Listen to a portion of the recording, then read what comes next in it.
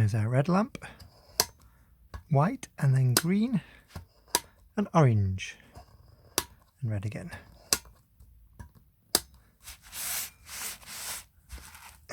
Clip on. Now, if I remember rightly, you have to do something. Clip them, that's it. Clip them down, spring loaded, and then you can take the back off. So there we can see our different coloured filters and all the wiring, spare bulb, and stick a battery in there. That clips in the battery, and there we are, ready to run. Now I'm going to try and wire that up with some direct current and see if it's working.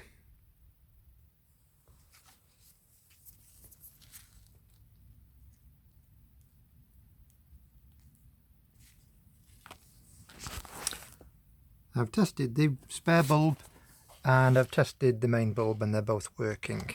However, when I attach power to yellow and white, or even direct to here, I cannot get the bulb to light up inside.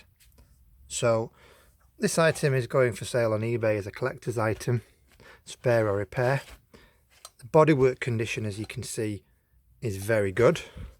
The bulbs have been tested, but it could do with stripping down to find out where the loose connection is with the wiring. It doesn't make any sense. It should, unless that yellow wire has been squashed under there, that somehow it's corroded inside. But looking at how clean it is, I can't see it being too difficult for somebody to strip it apart and get it working again.